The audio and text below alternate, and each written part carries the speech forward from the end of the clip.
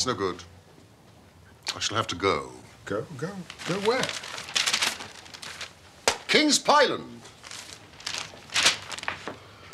Last evening, Inspector Gregory of the Devonshire Constabulary arrested well-known racing personality Fitzroy Simpson and charged him with the murder of trainer John Straker. Oh, come in. 2 more telegrams, Mr. Holmes? Thank you, Mrs. Hudson. You've been bombarded with these the last couple of days. Another one from Inspector Gregory. And one from Colonel Ross. Ah, that's the horse's owner. Thank you, my dear. Watson, I have made a blunder, which I am afraid is a more common occurrence than anyone would think who only knew me through your memoirs. But the fact is that I could not believe that so remarkable a horse as Silver Blaze could disappear, especially in the seclusion of somewhere like the north of Dartmoor. From hour to hour, I've expected to hear that the abducter was the murder of John Straker and the horse had been found, but that doesn't seem to be the case. But I should be happy to go with you. No, Tavistock. If I should not be in the way. Oh, my dear Watson, you would confer a great favor upon me by coming. I'm sure your time will not be misspent. The case promises to be absolutely unique. We can just catch our train from Paddington. But Watson, would you be so kind as to bring your field glasses? Ha!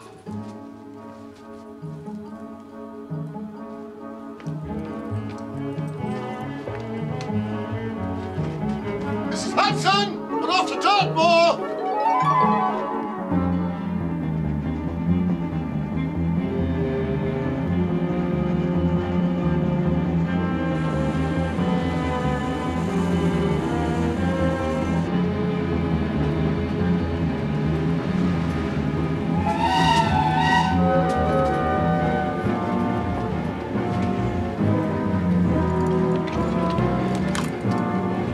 Tickets, please. Thank you, Inspector. Thank you.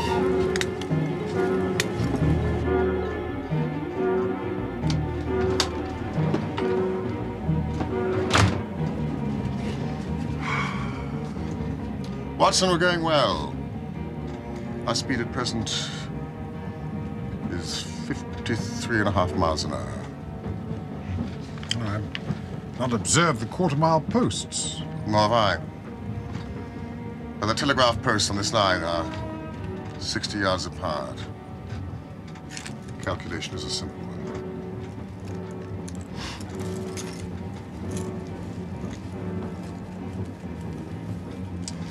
Has that remarkably colored sporting paper anything to say on the subject of our horse?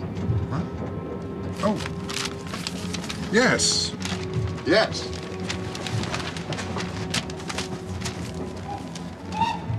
Here we are. Silver Blaze. Silver Blaze is from isonomy stock Isonomy. and holds as brilliant a record as his famous ancestor. He's now in his 5th year and has brought in turn each of the prizes of the turf to Colonel Ross's fortunate owner.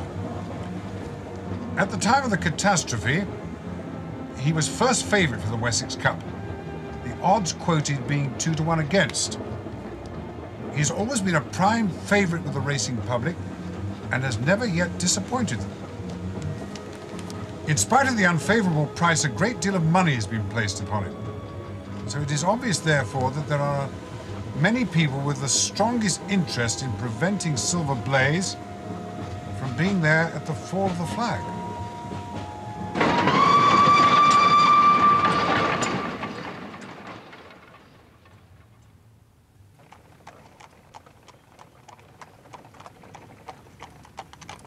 All right, Baines, will you stop here, please, because this is rather a good view. Now, that's King's Pyland over there, Mr. Holmes. You know, my training stable where the missing horse was kept. What exactly does your establishment consist of, Colonel Ross? Well, there's a trainer's house where poor Straker lived with his wife and a maidservant. How long had he been with you, sir? Oh, 5 years as jockey, until he got too heavy for the weighing chair. Then 7 years as my trainer. He was a first-class man. And I presume the stables are beyond. Yes, not a big yard. It's a good one. My son is quality, not quantity. As anyone connected with the turf will tell you, Mr. Holmes. Yes, thank you, Inspector. You see, at the moment I've only 5 horses in the yard. I see you have 2 of them entered for the Wessex Cup, Colonel Ross. That's right, yes. Yes, Silver Blaze and Bayard. But between ourselves, Bayard is intended for a pacemaker. Well, with such valuable animals under his charge, I imagine your trainer, Mr. Straker, must have taken some precaution. Oh, yes, indeed. 3 stable lads live with the horses. And after dark, one of the lads was always on duty in the stables while the other 2 sleep above in the loft. Is that another training stable over there? Yes, that's Mapleton. Lord Backwater's yard. Oh, Lord Backwater owns Desborough, the second favourite for the Wessex Cup. This is not a bad horse. Not in the same class as Silver Blaze. Fellow called Silas Brown trains for Backwater. I can't stick the fellow himself. Nor could Straker come to that. It's a natural rivalry, I presume. Rather more than that. Shall we drive on? Yes, indeed. All right, Baines.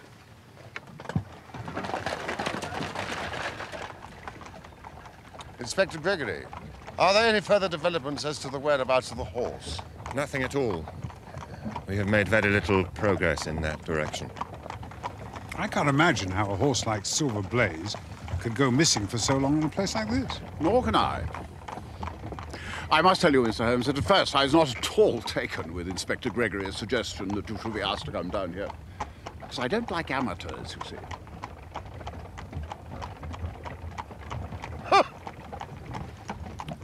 But you did send me a telegram, Colonel. Well, no one else seems to be able to find my horse. If you ask me, it's these damned gypsies wandering all over the moor. It's a perfect scandal. I've said so for years.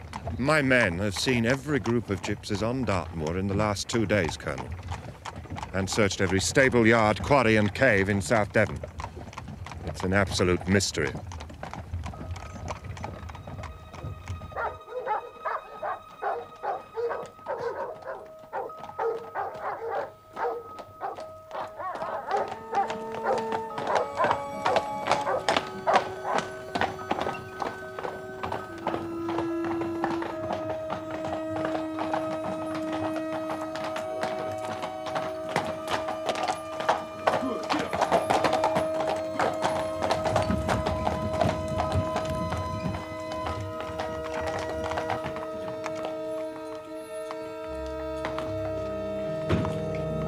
a miracle from you, Mr. Holmes.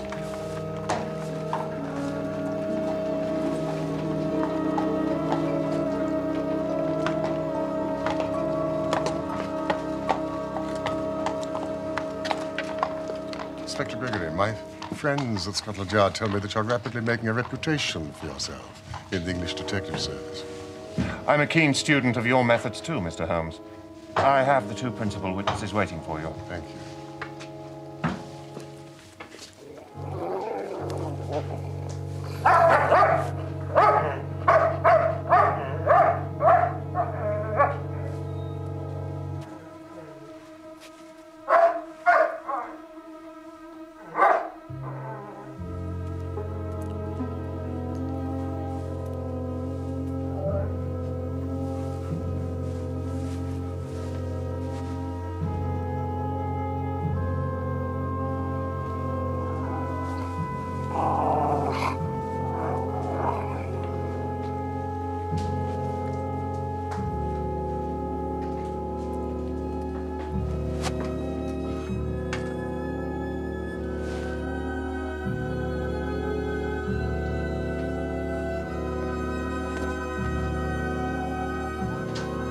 Here, Mr. Holmes. Who are they? Edith Baxter, the maid, and Hunter, the stable boy, who was on duty on Monday night.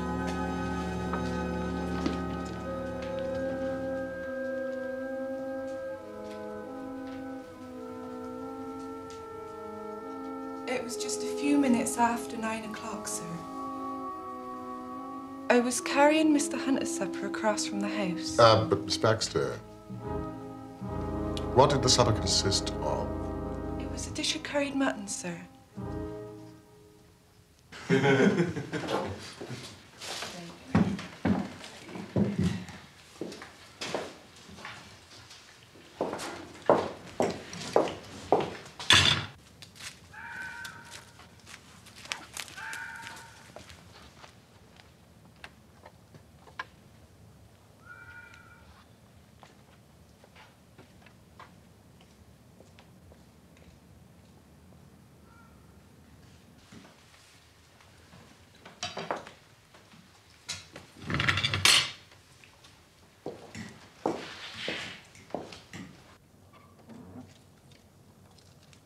Suddenly I heard a man's voice. Didn't half give me a turn, I can tell you, sir. Excuse me, miss. What do you want, sir? Can you tell me where I am? I'd almost made up my mind to sleep on the moor when I saw the light. This is King's Pyland Training Stable, sir. What a stroke of luck. I understand there's a stable lad. Sleeps here at night. No doubt that's his supper you have there. Now, I'm sure you wouldn't be too proud to earn yourself the price of a new dress, would you? See, the boy has this tonight, and you shall have the prettiest frock money can buy. I couldn't! Ned! Ned! Ned! There's a man! Stop me out there! I'm ever so frightened. What do you want? He asked after you. He asked me to give you something. What was it? I don't know. It was white. Where is he now? He's gone. We best cut back up the house, quick. Tell the governor. Yes, Ned.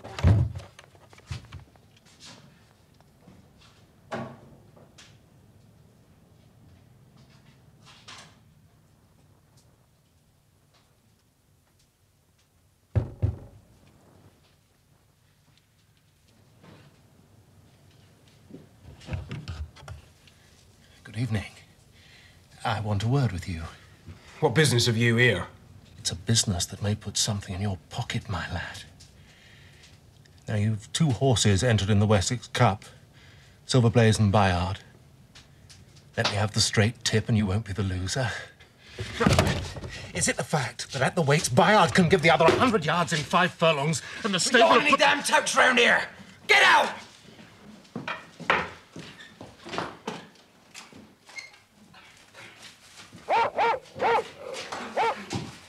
Otter him, boy!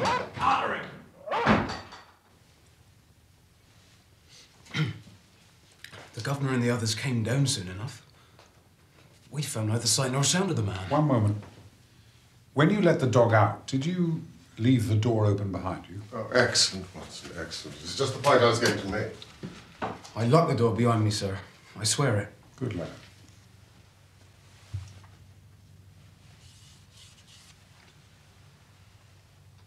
Does Fitzroy Simpson admit to all this? He denies nothing. He says he came for information. What about the white paper? He says it was a £5 note. Thank you, Inspector.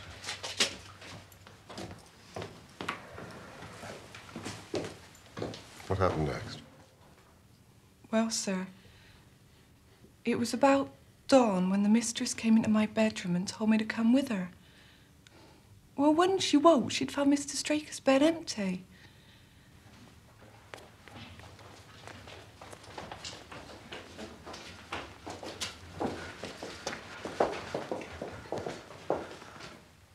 Heavens! The horse is gone. And the bridle.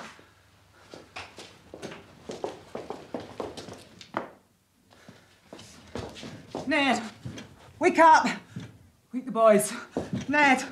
Ned! Wake up! Wake up, Ned! Bill! Nobby! Come quick! Silver Blaze is gone!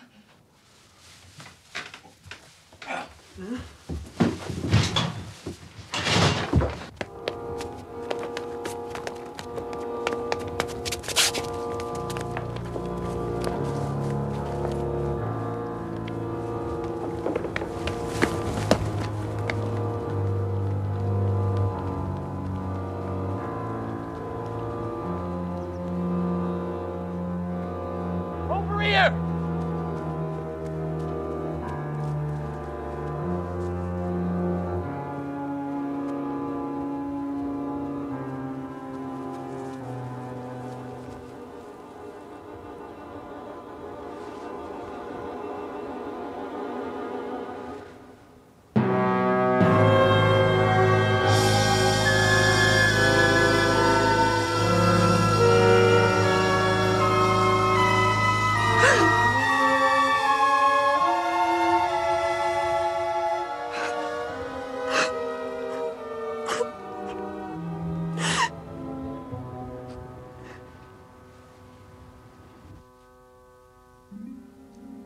He was dead, sir. His head was all knocked in.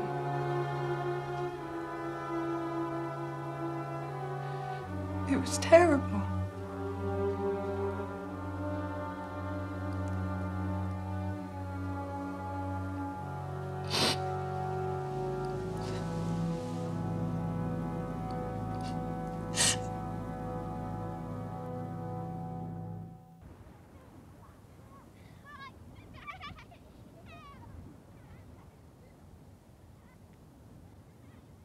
It was the terrible blow on the head from some blunt instrument that had killed him.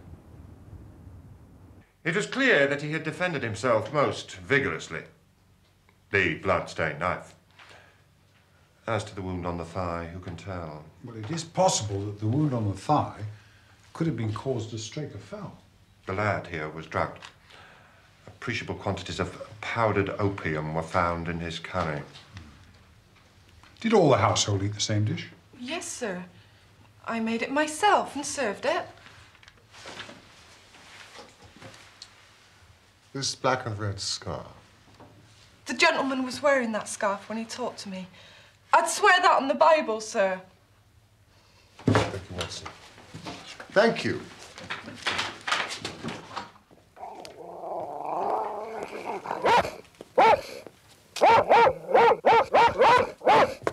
Lloyd! Stop it, boy! Stop it! Come on! Stop it. Good boy.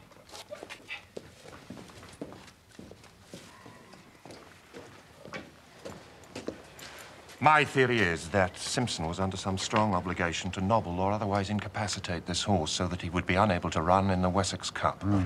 Clever move, that, putting opium in the boy's food, and easy enough through that window. Yes. Then it was simple. He'd obtained a duplicate key, led out the horse, It was his bad luck that Straker was alert enough to catch him up on the moor. In the struggle, the horse bolted. There's no proof that Simpson killed Straker, actually. Well, the evidence against him is very strong. He was undoubtedly here that night on some devious business. He poisoned the stable lad. He had in his hand a heavy stick weighted with lead, and his scarf was found in the dead man's hand. And he went pale as death when I confronted him with that fact. I really think we have enough to go before a jury. No, no, no. Inspector! A clever counsel would tear it all to rags. Has a duplicate key been found in his possession? No. But what chemist sold him the powdered opium? And above all, how could he, a stranger in this district, hide a horse? And such a horse as Silver Blaze? I agree the evidence is circumstantial. But I think the net is drawn pretty tightly round Fitzroy Simpson. And I believe he is our man. What sort of a fellow is he? And why would he do such a thing? Fitzroy Simpson is a man of excellent birth and dedication. Unfortunately, he has squandered a fortune on the turf, which has put him in the hands of moneylenders and unscrupulous bookmakers. Plenty of those sharks in the racing world. I didn't know that you were a betting man, Watson. What? Oh, just the occasional flutter. I presume an inventory has been made of what Straker had in his pockets at the time of his death? I have the things themselves in the sitting room, if you would care to see them.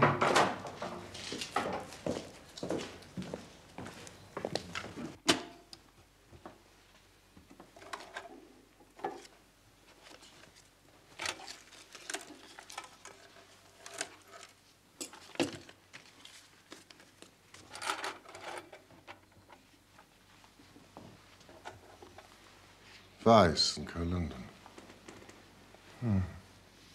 For the bloodstains, I presume this is the knife that was found in the dead man's grasp. Yes, indeed. This is more in your line, Doctor. This is what we call a cataract knife.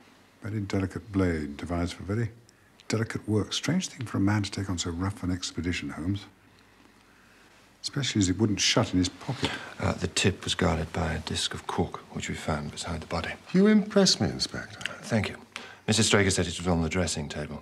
It was probably the nearest thing to hand at the time. I see. Let's see. Corn merchant's bill. Instructions from Colonel Ross. What have we here?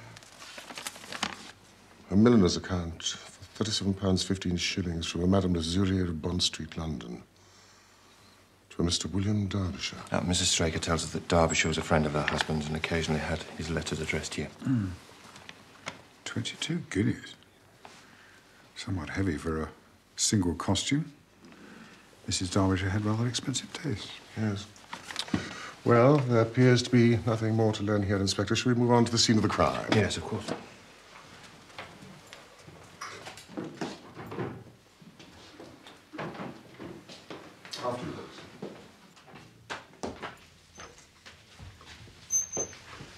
Have you got them, Inspector?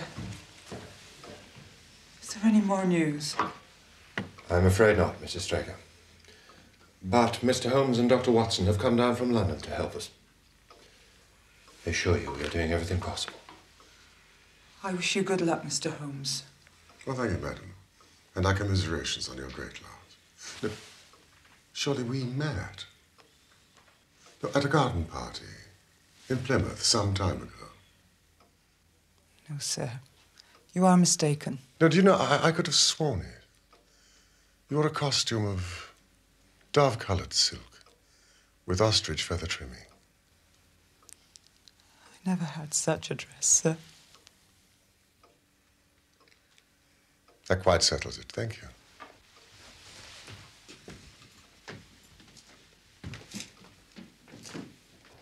That is the bush where the coat was hanging. What was the weather like? Oh, calm. Bit of rain about. And the coat was not blown against the bush, but placed there. Oh, yes, it was placed there. Inspector. No, no, no.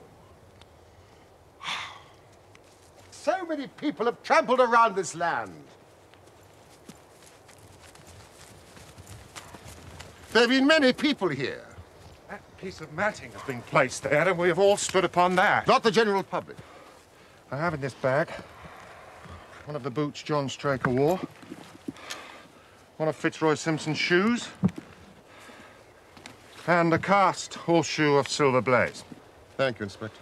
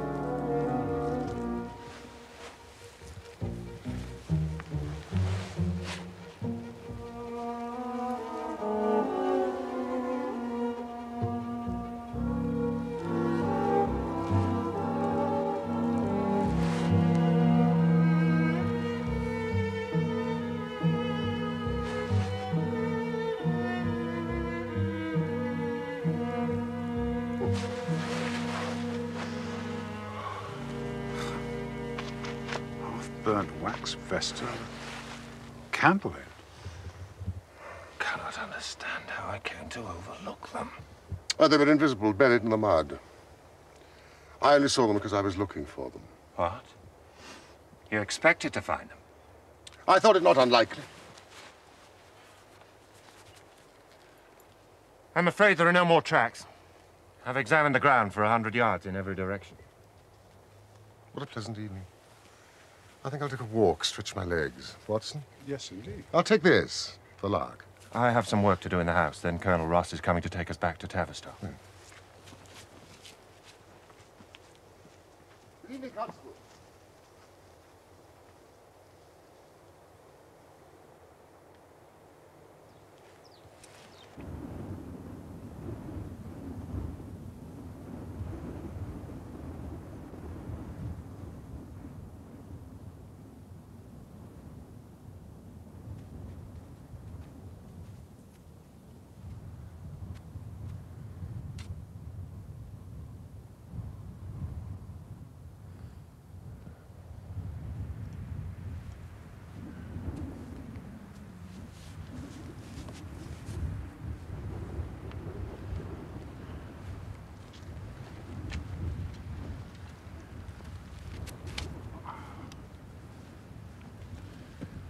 Supposing Silver Blaze broke away, I mean, where would he have gone? If he'd run loose on the moor, he'd have surely been seen by now. Perhaps the gypsy theory is correct. No. A horse is a most gregarious creature. Now, he did not go back to King's Pyland, to his own stable, so he must have gone to Mapleton. Now, let us use that as a working hypothesis. The ground around here is very hard and dry, but over there, in that hollow, it must have been very wet on Monday night.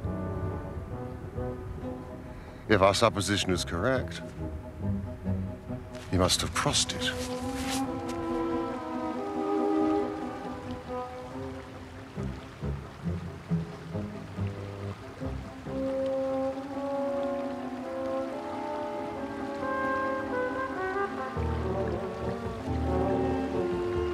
Watson!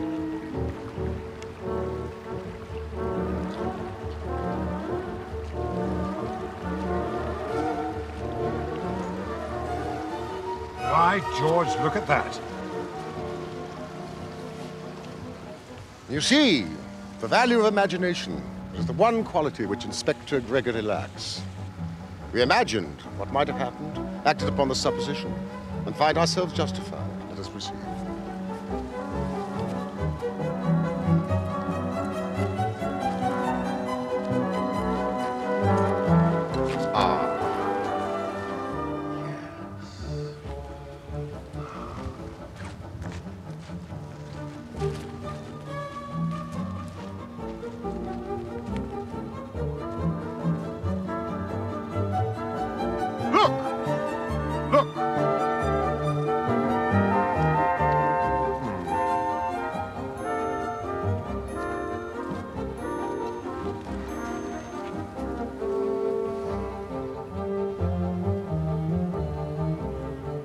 Horse and man turned.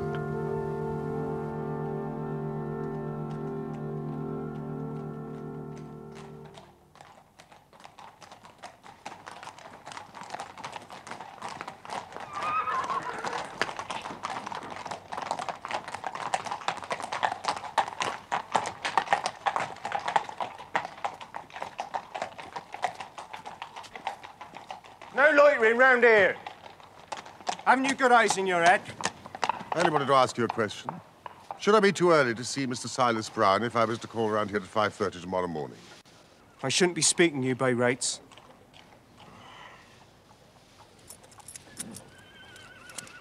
Here, lad. May, please accept. Bless you, sir. You're a gentleman. Mr. Brown's the early bird round here, all right? Dawson, what are you doing gossiping with strangers? Be about your business. What the devil do you two want round here? Just a few minutes of your time, Mr. Brown. Be off with you, or you'll find the dog on your heels. Why should I talk every gadabout stranger on the moor? It may save you instant dismissal from Lord Backwater's service and a stiffish prison sentence.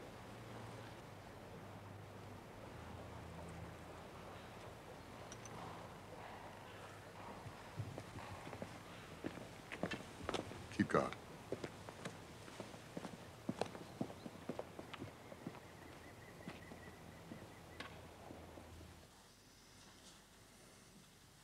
Early Tuesday morning, you were about the yard as usual when you saw a horse on the moor. When you approached it, you realized that it wasn't a strange horse at all, but one that you knew very well.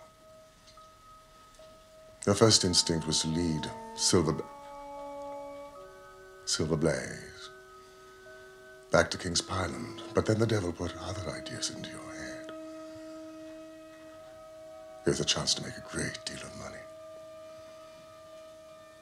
It occurred to you that if you were to hide the horse,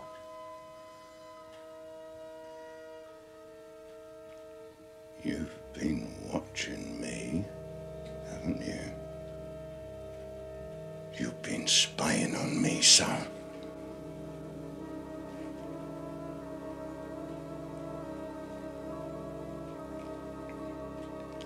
Look, sir, I do what you want.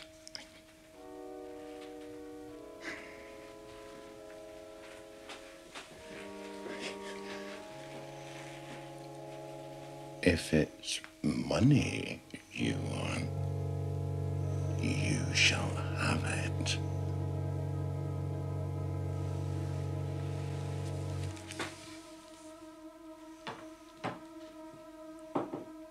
you will do exactly as I tell you.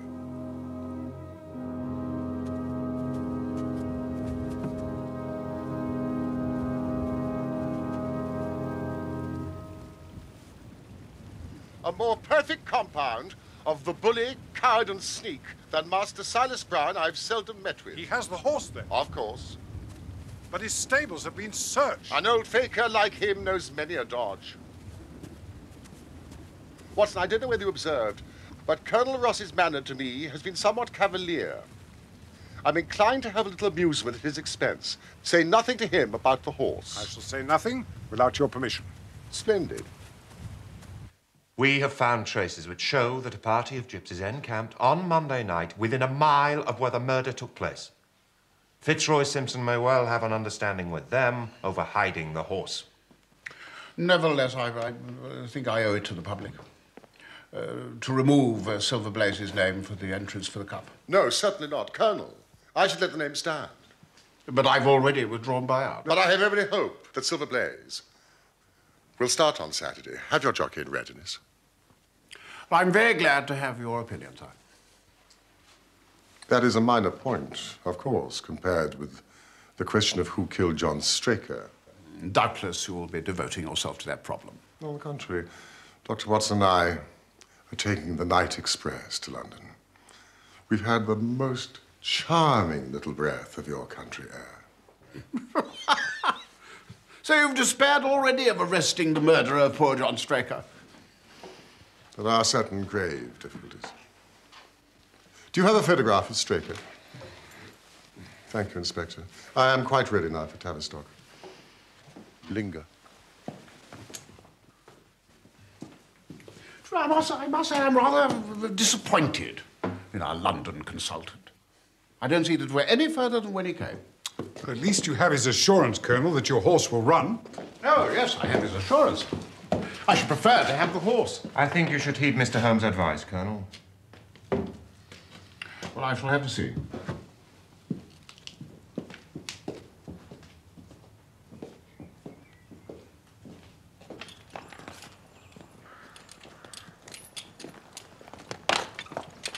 Excuse me, who looks after these sheep? I do, sir.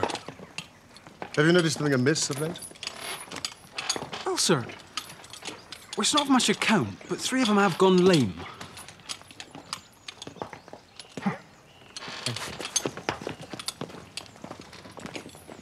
A long shot, Watson. A very long shot. After you. Inspector, I'd like to recommend to you the singular epidemic among the sheep. You really consider that to be important? Exceedingly so. All right, Baines.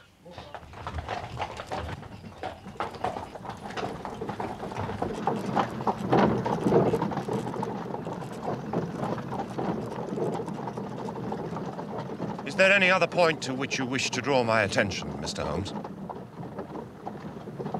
To the curious incident of the dog in the night-time. But the dog did nothing in the night-time. That is the curious incident.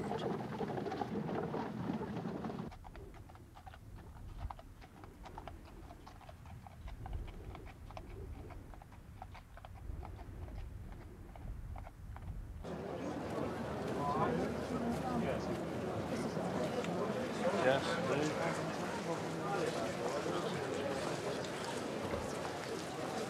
Good afternoon.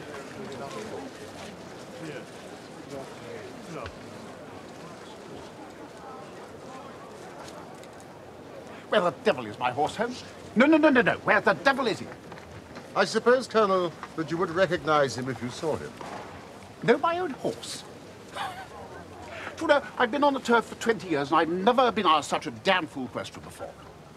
I tried, you know, Silver Blaze, with a white star on his forehead and mottled hind leg. I suppose you realize that if my horse doesn't run, then quite apart from being lynched by the crowd, I shall be up before the stewards. Probably warned off every racecourse in England for life. Reputation ruined. Ah, let us hope it does not come to that, Colonel. Here's Dr. Watson. And this, Colonel, is your horse. But that's not my horse, Holmes. Good God, man, what have you done?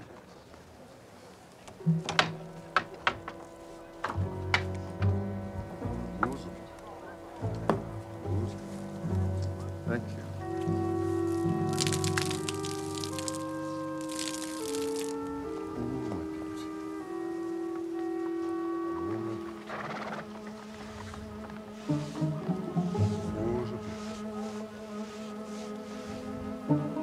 There, Colonel, is your Silver Blaze.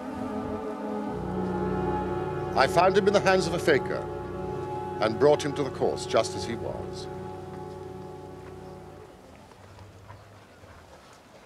Good heavens. You've taken my breath away, Mr. Holmes.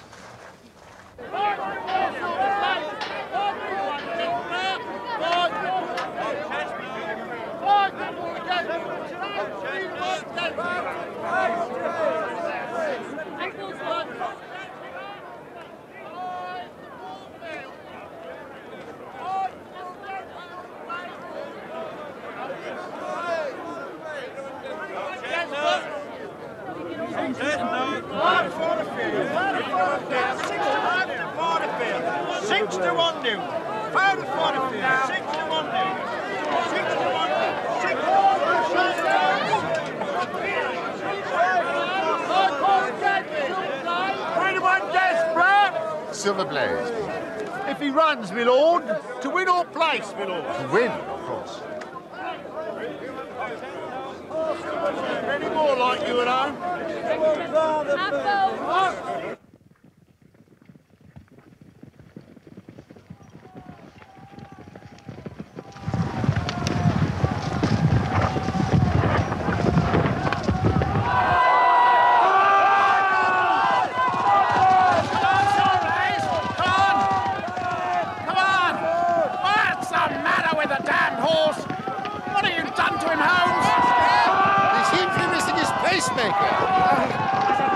Withdrawn, Bayard. Wait a minute. He's breaking through. Come on, Silver Blaze. Come on, Silver Blaze. Come on, Smithers. Oh, go on. You're going to win. You're going to win.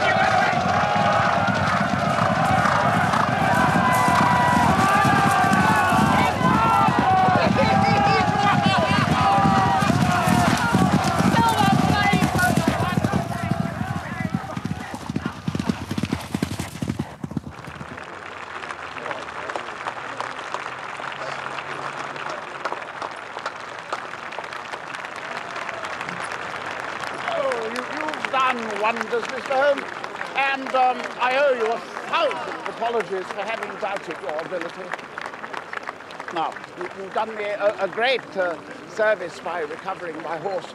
You'd do me a greater still if you could lay your hands on the murderer of John Straker. I've done so. What?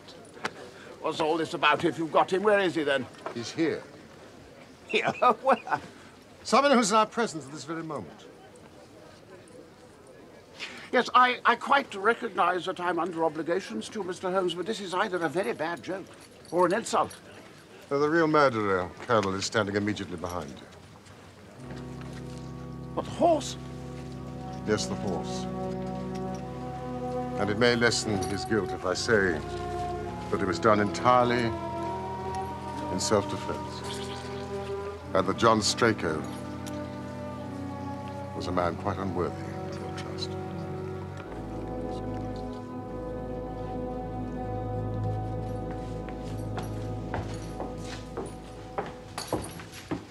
Number 4, sir. Winner.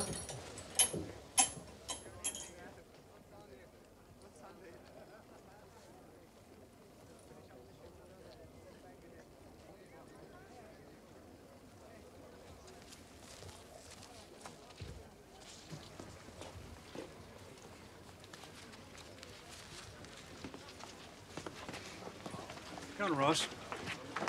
Yes. Yes, thank you very much.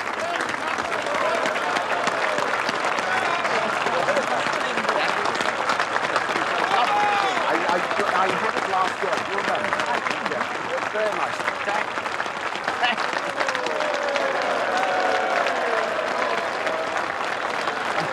Thank you very much. You know, Number 12. Number 12. Yeah. Chestnut. Roast chestnut.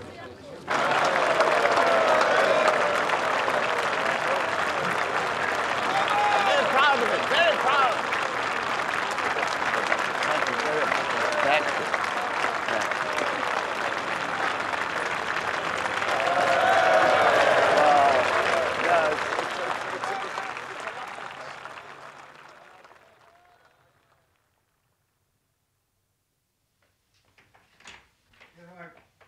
I confess, Colonel, that when we came down to King's Parliament, I was convinced that Fitzroy Simpson was the true culprit.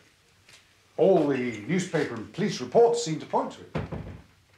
It was only when I entered the trainer's house that the immense significance of the curried mutton occurred to me. Oh, I confess, even now I cannot see how it helps us. Powdered opium, Colonel, is by no means tasteless.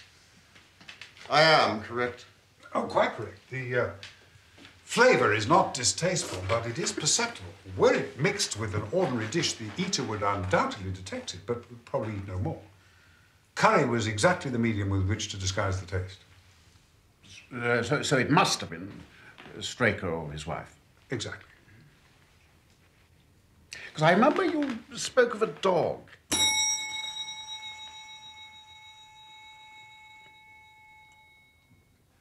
Yes, the dog that didn't bark in the night. Well, someone had been into the stable and taken out the horse, and the dog had not barked. So obviously this midnight visitor was someone the dog knew well. I was already convinced that it was Straker. But for what purpose should he take out the horse and drug his own stable boy? A dishonest one, obviously. There have been cases before now where trainers have made great sums of money by laying against their own horses and then preventing them from winning. Well, sometimes you get a pulling jockey, I will say that. And sometimes by surer and more subtle means. This singular knife, which was found in the dead man's hand, and which no sane man would use as a weapon, right, Doctor?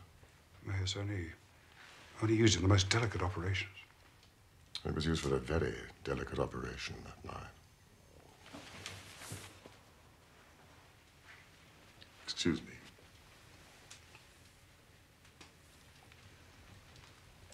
As you know, Colonel, with your wide knowledge of turf matters, that it is possible to make a slight nick in the horse's tendon and do it subcutaneously.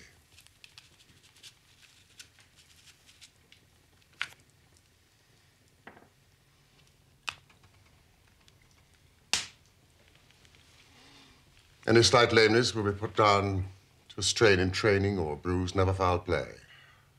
Villain, the damn scoundrel. Not an operation to be done in the stable, no food for me. So sensitive a creature would arouse the soundest of sleepers. I've been blind, and Gregory too. Of course, that's why he needed the candle and struck the match. When I examined Straker's belongings, I was fortunate to discover not only the method of the crime, but also the motive. Most men do not carry other people's bills in their pockets. From this, I concluded that Straker was leading a double life. The nature of the bill shows that there was a woman in the case, and a woman of expensive tastes. Liberal though you are with your servants, I'm sure they're not able to afford 22 guinea walking dresses for their ladies. Mrs. Straker never had one by her own admission. When I visited Bond Street the other morning, I showed Madame Lazurier this photograph of Straker.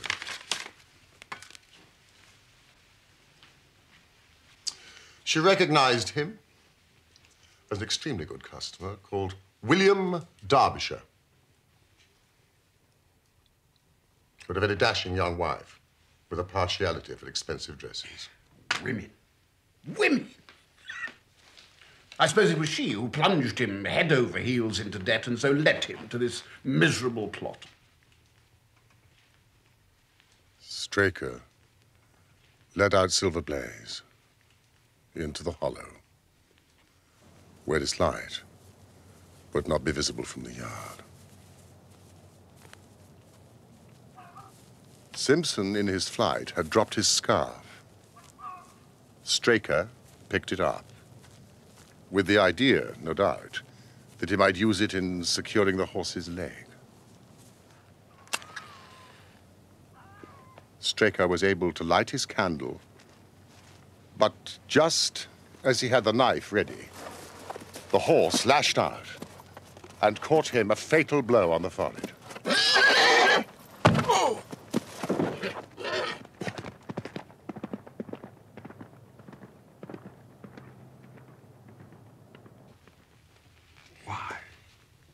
Why did the horse lash out so suddenly? Frightened by the candle, the knife? Well, animals have a strange instinct.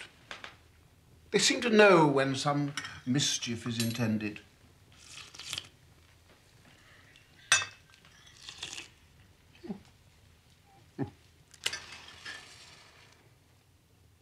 My final shot, I must confess, was a long one. It struck me that such an astute man as Straker would not undertake this tender nicking without a little practice. The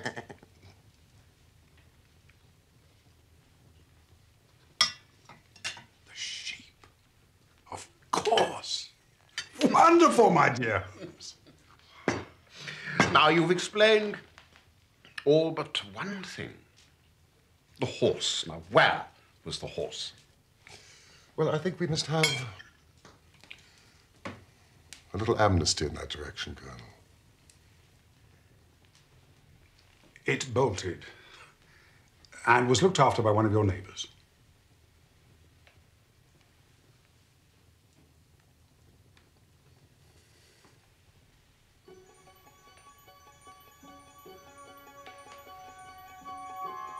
Gentlemen, I give you a toast to Silver Blaze, coupled with the names of my friends, Mr. Sherlock Holmes and Dr. Watson.